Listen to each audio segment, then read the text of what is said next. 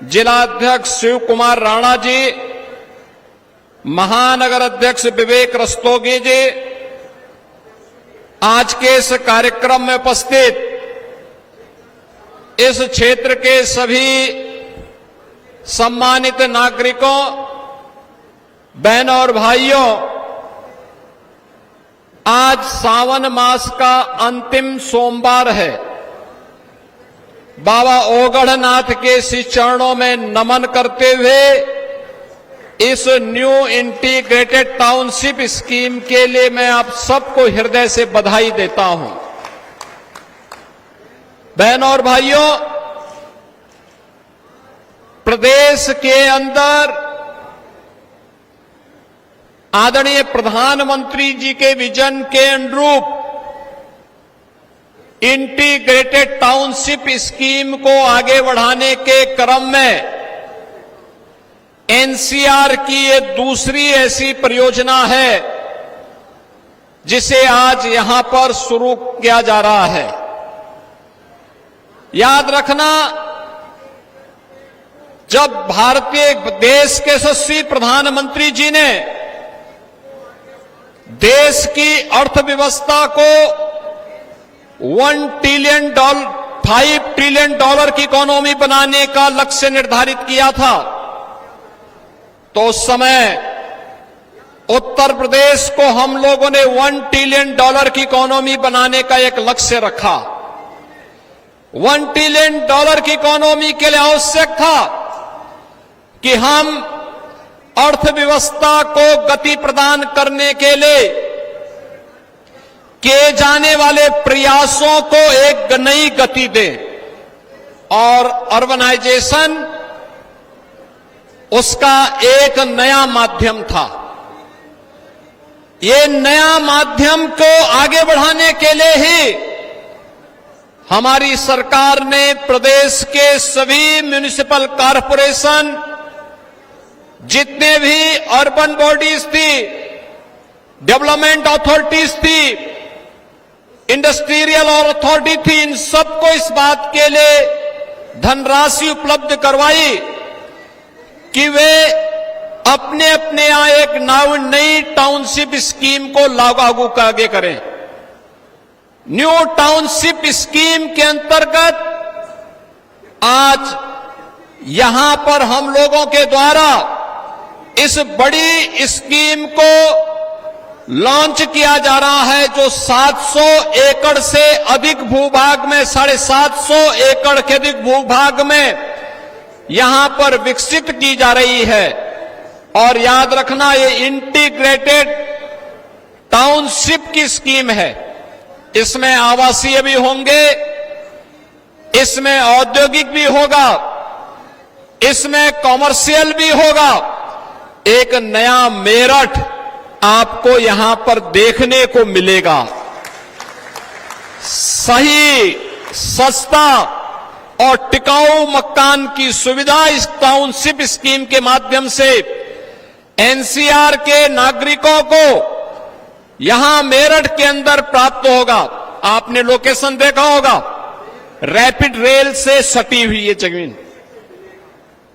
आज मेरठ, याद करिए, ये वही मेरठ था जिसकी पहचान कभी सोतीगंज के चोरी के बाजार से होती थी। ये वही मेरठ है, लेकिन आज सोतीगंज अपने आकाओं के साथ ही सोता हुआ चला गया। आज सोतीगंज समाप्त, अब मेरठ की पहचान हो रही है 12 लेन के एक्सप्रेस हाईवे के साथ। आज मेरठ की पहचान हो रही है रैपिड रेल के साथ। देश की पहली रैपिड रेल है, और रैपिड रेल को हम मेट्रो के साथ भी मेरठ के अंदर जोड़ने जा रहे हैं। प्रदेश की पहली स्पोर्ट्स यूनिवर्सिटी मेजर ध्यानचंद के नाम पर इसी मेरठ में स्थापित हो रही है। अब सोतीगंज बीते दिनों की बात हुई, अब तो मेरठ की पहचान बन रही है वन डिस्ट्रिक्ट वन प्रोडक्ट में स्पोर्ट्स आइटम के लिए। देश और दुनिया के अंदर कोई भी खिलाड़ी जब खेलता है तो स्पोर्ट्स का जो भी आइटम उसके पास होगा, वह कहीं ना कहीं से मेरठ से जरूर बनी होगी, मेरठ का उसके साथ जुड़ाव जरूर होगा। यह मेरठ की नई पहचान बन रही है और मेरठ की इसी पहचान को आगे बढ़ाने के लिए मेरठ से प्रयागराज के बीच देश का सबसे बड़ा एक्सप्रेसवे का निर्माण वर्तमान में चल रहा है।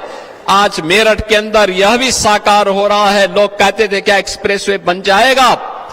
हम तो इस साल के अंत में एक्सप्रेसवे का लोकार्पण भी करवाने जा रहे हैं। यहां से लखनऊ की दूरी मात्र 6 घंटे के अंदर आप पूरे करेंगे और एक्सप्रेसवे को मेरठ से हरिद्वार तक पहुंचाने की कार्रवाई को भी हम लोग सर्वे कार्य हमने प्रारंभ कर दिया है। बहनों और भाइयों, मेरठ को आज एक नई पहचान दिलाई जा रही है। मेरठ के अंदर हम लोगों ने इनर रिंग रोड के निर्माण के कार्यक्रम को भी हम लोग आज अपनी स्वीकृति दे रहे हैं। इस कार्यक्रम के तत्काल बाद हम एक बैठक करने जा रहे हैं, बड़ी बैठक। इनर रिंग रोड मेरठ की बनेगी जो मेरठ को नई पहचान दिलाएगी विकास की। यहां पर इंटीग्रेटेड टाउनशिप के साथ साथ ये टाउनशिप ही लगभग 2,500 करोड़ की है। यहां पर जिस पर इन्वेस्टमेंट होगा लाखों लोगों को रोजगार मिलेगा, लाखों लोगों के लिए रोजगार की सुविधाएं उपलब्ध होंगी और साथ साथ यहां पर वे तमाम सुविधाएं, औद्योगिक इकाइयां अलग लगेंगी, कॉमर्शियल एक्टिविटीज अलग होंगी, लाखों लोगों के लिए आवासीय सुविधा एक ही स्थान पर एक जगह होगी। कहीं विद्यालय होंगे, कहीं टेक्निकल इंस्टीट्यूशंस होंगे, कहीं मेडिकल कॉलेजेस के लिए लैंड उपलब्ध करवाई जाएगी। इस विस्तृत भूभाग को इसी दिशा से हम लोगों ने लिया है। तो इंटीग्रेटेड टाउनशिप के साथ साथ जनता की सुविधा के लिए एक छत के नीचे मंडलीय कार्यालय आ जाए, मंडलायुक्त भी वहां बैठेंगे, मंडलीय स्तर के सभी अधिकारी एक छत के नीचे बैठ करके जनता की समस्या का समाधान करेंगे। आज उस कार्यालय के लिए भी हम लोग यहां कार्य करने जा रहे हैं और साथ साथ भोला की झाल पर पर्यटन सुविधाओं को आगे बढ़ाने के साथ ही यहां के मेरठ के सर्किट हाउस को भी नए सिरे से बनाने के कार्यक्रम को भी हम आगे बढ़ाने जा रहे हैं। बहनों और भाइयों, ये नया भारत है और नए भारत का नया उत्तर प्रदेश भी, जिसमें माफिया और अपराधी के लिए कोई जगह नहीं। जो उत्तर प्रदेश आज अपनी विरासत और विकास की यात्रा के लिए जाना जाता है, ये मेरठ है, क्रांति की धरा है। बाबा ओगड़नाथ की कृपा से 1857 में देश की आजादी का प्रथम बिगुल यहां पर फूंकने का काम धन सिंह कोतवाल जी के नेतृत्व में इसी धरा ने प्रारंभ किया था। याद करिए यहां के क्रांतिकारियों के बलिदान को। जो लोग जाति के नाम पर बांट करके सामाजिक ताने बाने को छिन्न भिन्न कर रहे हैं, ये सब समाज के दुश्मन हैं। ये लोग दीमक की तरह समाज को खोखला कर रहे हैं। इनसे सावधान रहने की आवश्यकता है। याद रखना, आज ये विकास इसलिए हो पा रहा है क्योंकि डबल इंजन की सरकार राष्ट्रवाद के मुद्दे पर बड़ी प्रतिबद्धता के साथ बिना भेदभाव के एक और शासन की योजना का लाभ प्रधानमंत्री मोदी जी के विजन के अनुरूप सबका साथ, सबके विकास के भाव के साथ आगे बढ़ाने का कार्य कर रही है। तो दूसरी ओर इंफ्रास्ट्रक्चर के आधुनिक विकास के कार्यक्रम के साथ आपके शहर को, आपके जनपद को प्रदेश और देश की राजधानी के साथ जोड़ने का कार्य कर रही है। क्या मेट्रो हो, क्या रैपिड रेल हो, क्या या एक्सप्रेसवे हाईवे हो, मेरठ अकेले 2-2, 3-3 एक्सप्रेसवे के साथ जुड़ चुका है। आज से 10 साल पहले कोई कल्पना करता था? 8 साल पहले कोई कल्पना करता था कि ऐसा होगा? 8 साल पहले दंगों की आग में क्षेत्र झुलसता था। ये जो दंगों को प्रश्रय देने वाले लोग हैं, यही जातिवाद को भी भड़का करके आपकी एकता को खंडित करके फिर से विकास को ग्रहण लगाना चाहते हैं। ये वही लोग हैं जो पहले स्वयं तो अपने बच्चों को विदेशों में पढ़ाते थे, और जब गरीब के बच्चे के लिए सुविधा उपलब्ध होती है तो इनको बुरा लगता है। ये आज भी चाहते हैं कि भैंसा गाड़ी से ही आप यात्रा करें। ये डबल इंजन की सरकार है, आपको रैपिड रेल की सवारी करा रही है। बुलेट ट्रेन की तर्ज पर विकास की रफ्तार को भी उसी तर्ज पर आगे बढ़ाना चाहती है। और इसीलिए जब सरकार कार्य करती है तो उसके परिणाम भी आते हैं। हमारी सरकार ने तय किया है, जीरो टॉलरेंस की नीति के तहत सरकार कार्य कर रही है। अपराध और अपराधियों के प्रति सरकार की जीरो टॉलरेंस की नीति कार्य कर रही है। मैं पूछना चाहता हूं कांग्रेस से, मैं पूछना चाहता हूं समाजवादी पार्टी से, जो देश की संवैधानिक संस्थाओं पर उंगली उठा रहे हैं, मैं उनसे पूछना चाहता हूं, क्या उन्होंने कभी अपने अंतःकरण में देखने का और झांकने का प्रयास किया? जब अपने स्वार्थ के लिए इन्होंने आतंकी घटनाओं को अंजाम देने और उस पर कोई कार्रवाई नहीं की थी। याद करिए मालेगांव की घटना को, कैसे उस समय निर्दोष हिंदुओं को फंसा करके देश के शीर्ष राष्ट्रवादी नेतृत्व को फंसाने की कुत्सित चेष्टा होकर के देश के अंदर आतंकवाद का नग्न तांडव करने का कुत्सित प्रयास कांग्रेस नेतृत्व की सरकार कर रही थी। कैसे कांग्रेस बेशर्मी के साथ इस कार्य को कर रही थी। पूछा जाना चाहिए कांग्रेस के लोगों को कि मालेगांव के मुद्दे पर कब कांग्रेस, जो पाप इन्होंने उस समय किया था, अपने इस पाप के लिए कांग्रेस पार्टी देशवासियों से कब माफी मांगेगी? कब वह एक और संवैधानिक संस्थाओं को गड्ढे में खड़ा करने का प्रयास करती है, और दूसरी तरफ आतंकवाद के प्रति पूरी सॉफ्ट कॉर्नर रख करके उनके बचाव के लिए अनेक रणनीति तैयार करती है, और तीसरी ओर समाज को जाति के नाम पर, क्षेत्र के नाम पर और भाषा के नाम पर बांटने की भी बेशर्मी कर रही है। बहनों और भाइयों, हम सबको इस बारे में ध्यान रखना होगा। जिन कारणों से इस देश के बलिदानियों को अपनी शहादत देनी पड़ी थी, उन महान क्रांतिकारियों की क्रांति धरा है मेरठ, उनका बलिदान व्यर्थ नहीं जाना चाहिए। उन्होंने देश की स्वाधीनता के लिए अपना बलिदान दिया था।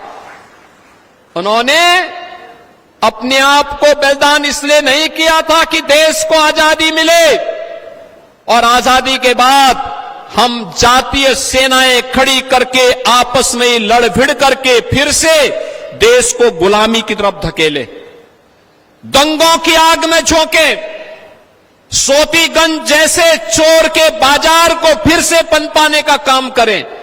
यह तो समाजवादी पार्टी और कांग्रेस को ही मुबारक है। वे दंगा भी कराते हैं, सोतीगंज के अपराधियों को भी चरण वंदना करते हैं, उनको पनपाते भी हैं, हर माफिया और हर गुंडे को प्रश्रय देते हैं।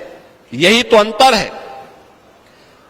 भारतीय जनता पार्टी की डबल इंजन सरकार बनी, वन डिस्ट्रिक्ट वन प्रोडक्ट में मेरठ ने स्पोर्ट्स आइटम के माध्यम से अपनी पहचान बनाई, और समाजवादी पार्टी की सरकार के समय वन डिस्ट्रिक्ट वन माफिया में सोतीगंज ने भी अपना स्थान बनाया था। ये उनकी पहचान थी, और हमारी पहचान विकास की है। खुशहाली की है, समृद्धि की है। ये वन डिस्ट्रिक्ट वन प्रोडक्ट की योजना ही आज प्रधानमंत्री जी के वोकल फॉर लोकल के अभियान को, आत्मनिर्भरता के अभियान को आगे बढ़ाने का कार्यक्रम है। प्रधानमंत्री जी ने अभी 2 अगस्त को देशवासियों का आह्वान किया है। हमें वर्तमान की चुनौती से जूझने के लिए स्वदेशी को अपनाना होगा। याद करना, पर्व और त्योहार आ रहे हैं। रक्षाबंधन 9 को आएगा। हमारी सरकार ने तय किया है 8, 9 और 10 अगस्त को उत्तर प्रदेश परिवहन निगम और नगर विकास के अंदर नगर की सेवाओं को, बस सेवाओं को हम बहनों के लिए फ्री में यातायात के लिए छोड़ेंगे। तीनों दिन फ्री में उनको यातायात की सुविधा उपलब्ध करवाएंगे। उत्तर प्रदेश के अंदर बिजनौर से बलिया तक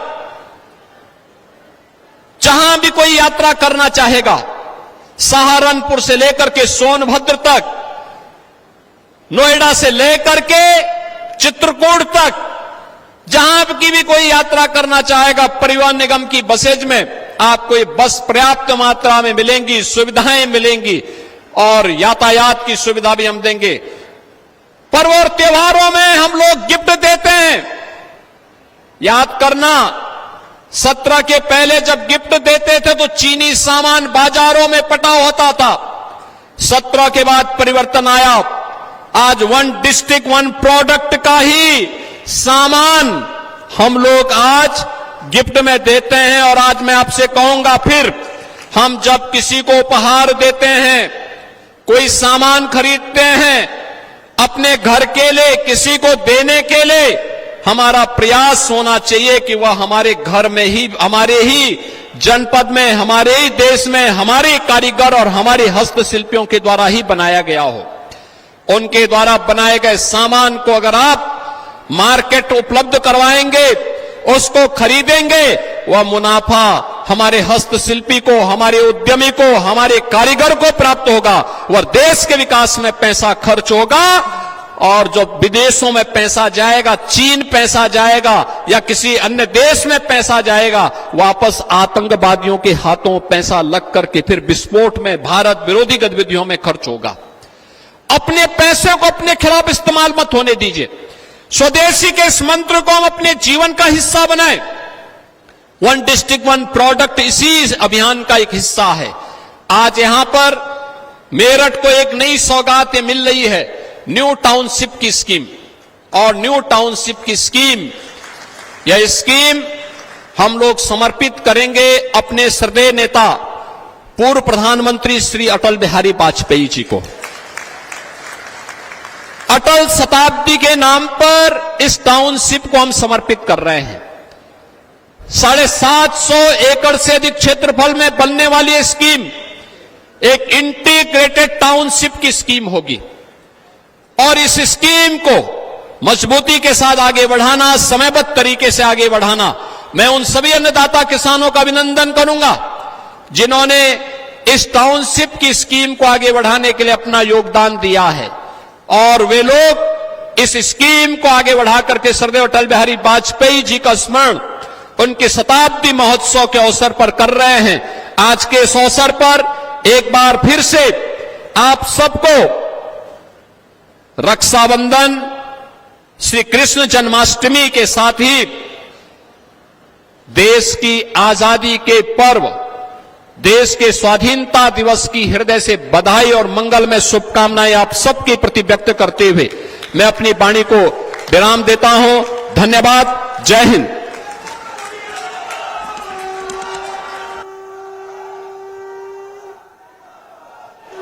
हम